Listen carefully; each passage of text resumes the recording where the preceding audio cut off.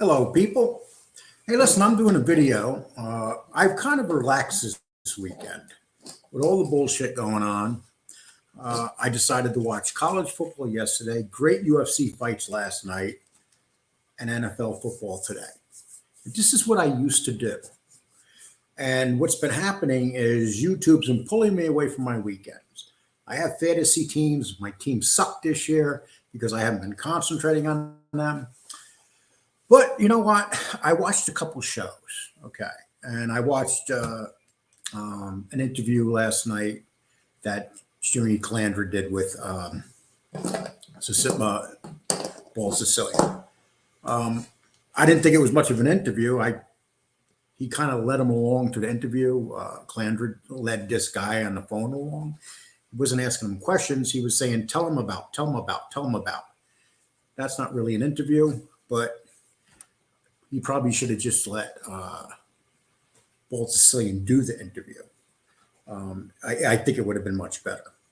That's just my opinion. And Jimmy may not like that I think that, but you know what? They say a lot of shit about me, so I get to say what I want about them. But anyway, here's what I want to get to. This is really some good stuff. But instead of people investigating it more thoroughly, they just want to talk about John Alite. The fact of the matter is, Sammy was a real deal. Sammy was a gangster. Sammy was a killer. You know, people could say they don't like Sammy because he's a rat. They could say whatever they want about him. But you can never say that Sammy was not a gangster. And not only was he a gangster, he was a legendary gangster. If you take the ratting away and everything and just think about him as a gangster during his life, he was a mean, evil gangster. Top of the fucking heap. He was the alpha male of gangsters, let's say. If you had to take the top 10 gangsters in the city back then, during the prime of those times in the 80s and 90s, Sammy would have been the man. Or the 70s, 80s, and maybe the first year of the 91, maybe. But, you know, he went on a show and he admitted that he would take money to give people clout. So he came forward and said that he gave John Alite, John Alite gave him money when he got out of jail for clout. And I find this very, very suspicious because he also did an interview with Jimmy Calandra. And I don't get Jimmy's name right, but neither does Sammy. Sammy gets it 10 times worse than I do. And I just found it very weird that now Sammy's admitting that he would take money to give people clout. So here's what I'm going to do. I'm going to play this one first. Give me 1 minute, please. Okay. I'm looking for it right now. Here we go.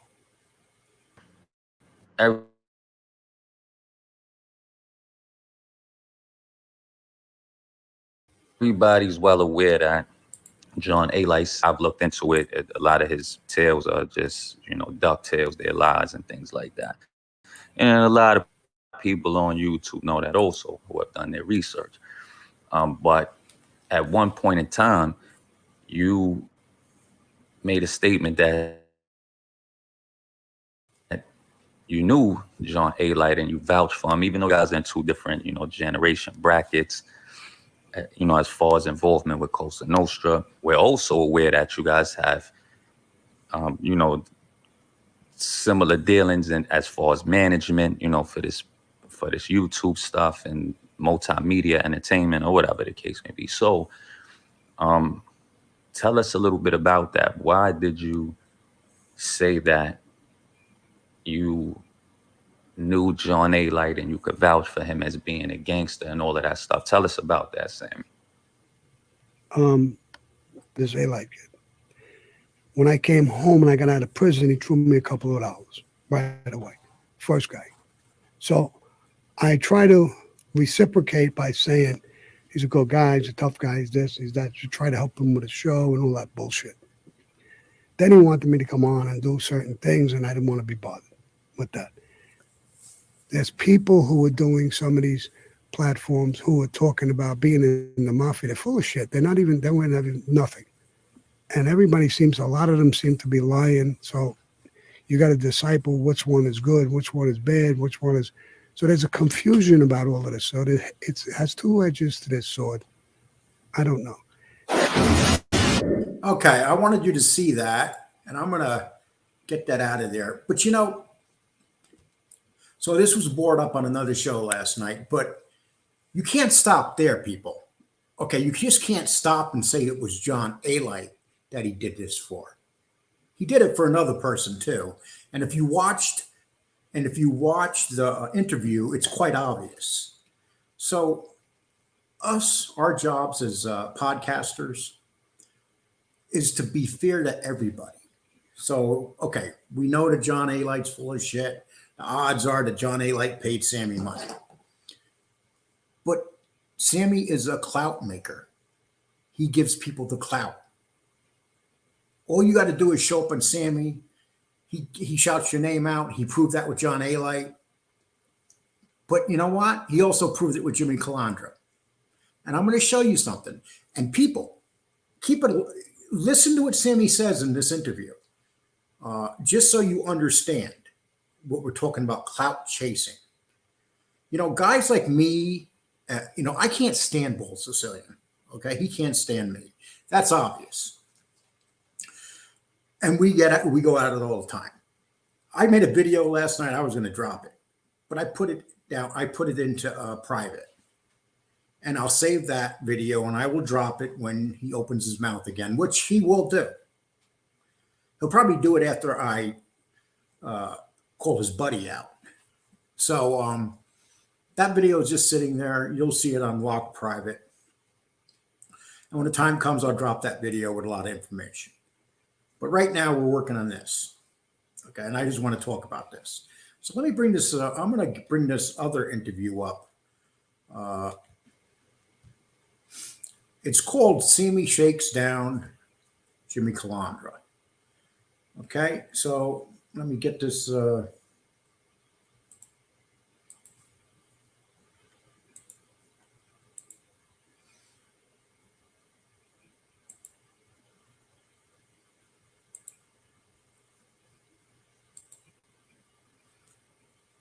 Okay, and what I find amazing about this is no one ever talked about it. I mean, this was not much of an interview. This is an interview where he's like making fun of Jimmy for most of the interview.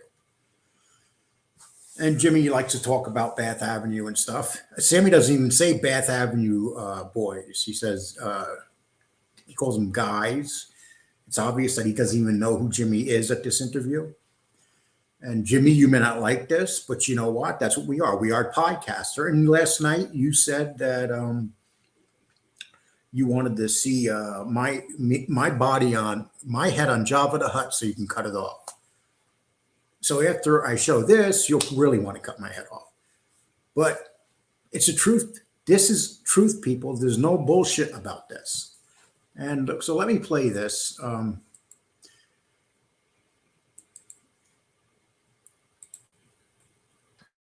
From New York. He's one of the guys from way back. He's about 2 generations behind me. His name is Calamandria, good friend.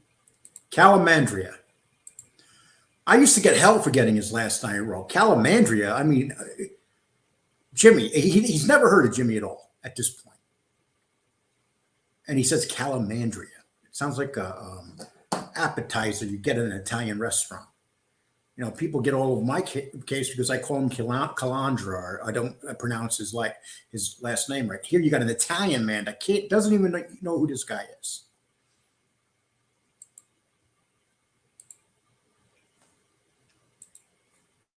Good guy.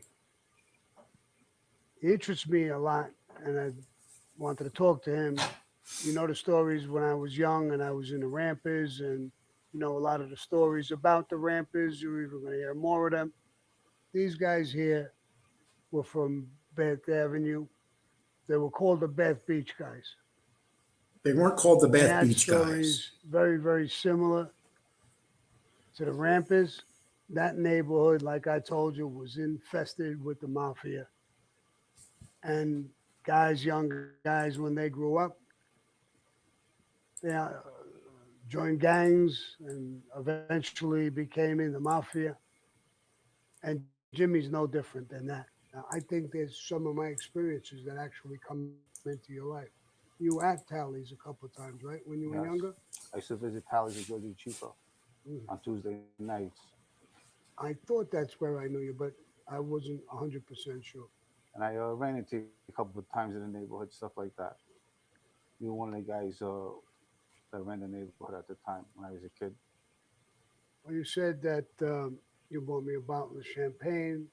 I don't really remember the details of that, but I think you're fucking lying, bro. I don't remember no fucking champagne. You lying, motherfucker? Isn't it a coincidence that he would say it like that? You're lying, motherfucker. I mean, think about that. I mean, it's so obvious he has no idea. But here's what the main reason I'm playing this is because Sammy takes money for clout. And I want you to listen to this part. Polly! Sorry, guys. My dog's acting like an asshole. Okay.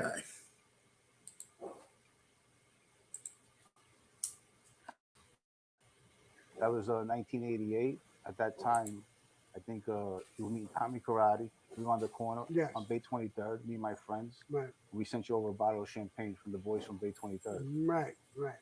And I recalled that I wasn't sure, but yeah, that's we were meeting with Tommy Karate at the time. Yes. Right, right. A couple of people send me messages about you, and that's another reason why I had you here today. Plus, I hear you got a lot of fucking money, so I brought you here so I can shake you down a little bit. So explain a little bit, Mike. So I hear you have a lot of money. See, this is what this is all about, people. This is Sammy doesn't meet with people. He's a gangster. That's what he is. You know, no matter who you are, you're going to pay him for clout. He's not going to give nobody clout for nothing. Okay, and I'm not just knocking Jimmy for this, but basically, you know, we have a lot of guys out there that call us podcasters fakes and want to be tough guys and stuff. We're no different than these other people. Just because you lived on a rough street doesn't make you a gangster. Just because you did some bad stuff with a group of guys doesn't make you mafia. Sammy Gravano is mafia. Sammy Gravano puts out the clout. It's obvious. Sammy took money when he first got out of jail because he was broke and he could use the money. It's so obvious, people. And when I first seen this, I was suspicious. But then after you heard this John Alite tape, I'm sorry, when he talked about John Alite on the show, it makes you really think. And let me finish playing this. So, Well, I'm from the same neighborhood as you, Sammy, Beth Avenue, Bensonhurst, Brooklyn. I grew up on Beth Avenue all my life. As you know, our neighborhood was a recruitment center for young kids. And we were on record with the Banana Crime Family. And what we did was we committed crimes at a young age, whether it was bank robberies, uh, stealing cars, robbing homes, and then eventually committing murders. We did things for the families. We also did some personal murders for ourselves. before I went to prison in 1990, I heard of them. I knew some of them, but their reputation preceded them. They were tough, they were honorable. There was quite a few of them. I told you one time that in the Rampers, we all did this tattoo. I guess it was a thing that everybody did. I had this little diamond on my center of my chest, and some of the main Rampers had that. Jimmy's guys had tattoos, and I guess he could explain that better than me. So our gang was the Beth Avenue crew. Our leader was Paulie Guino. What we did was we all got numbers on our legs, on our ankles. He was the number one. I was number two. Tommy Reynolds was number 3. Fabrizio was number 4. Then we had 2 other guys that were Paulie Guino's goons. Anthony Gonzalez was number 6. Mikey Yamin was number 5. And then eventually we got Joey Calco. He was number 7. But in the course of this time, you know, we were committing crimes. Going back from when we were kids. And then eventually I went away for bank robbery. And then when I went away, my best friend ended up killing my other friend. Well, I understand that story. I heard that story. I knew what happened in that story. He wanted to become a made guy. Anthony Spiro was the closer of the family.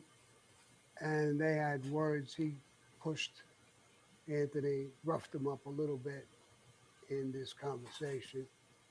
And in the mafia, as you know now, he literally signed his death certificate. Yes.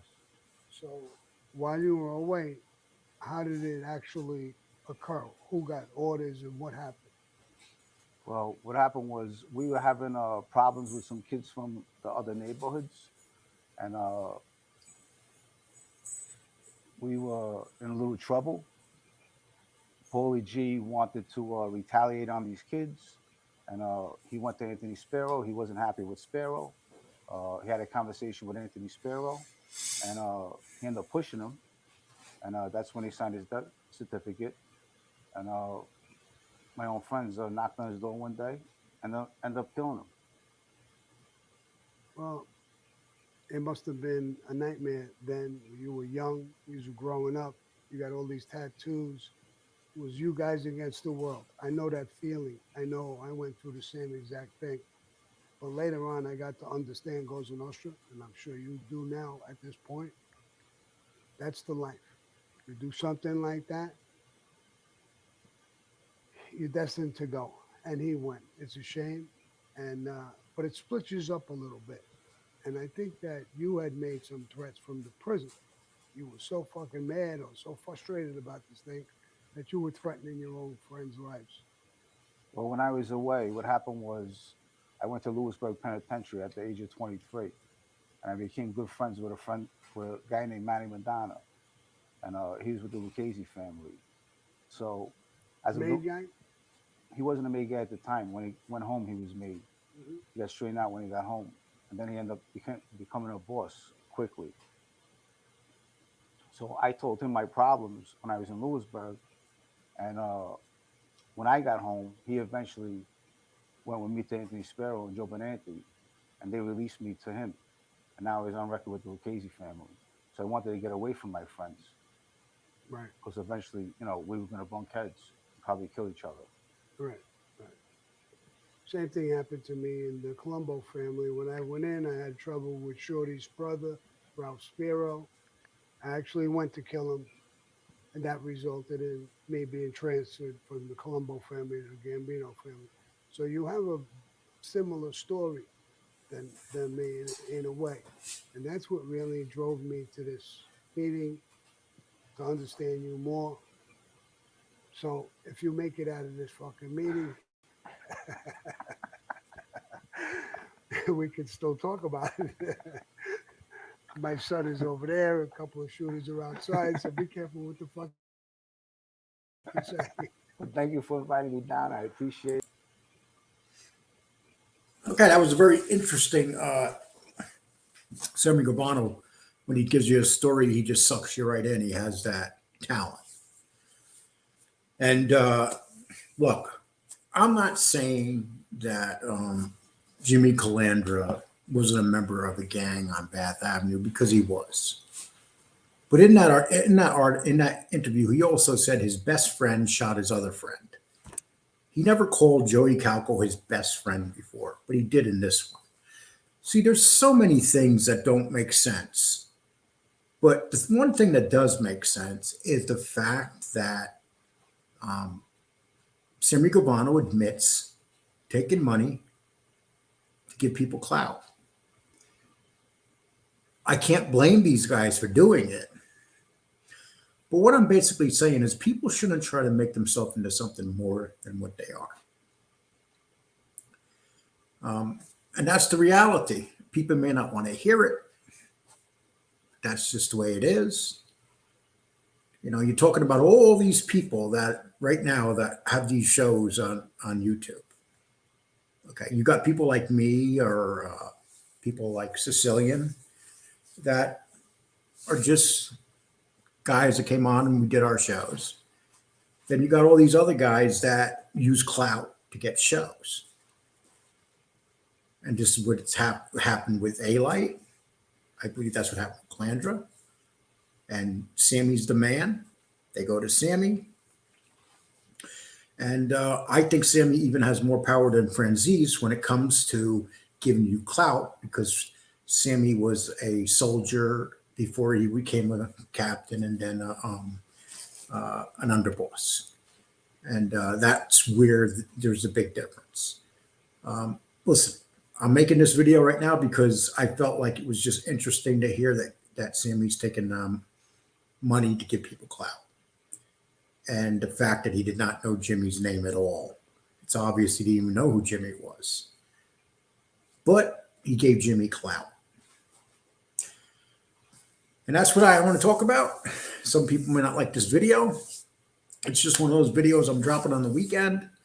It's a short video. You guys tell me what you think. If you think that I'm wrong, just let me know. I respect whatever you say.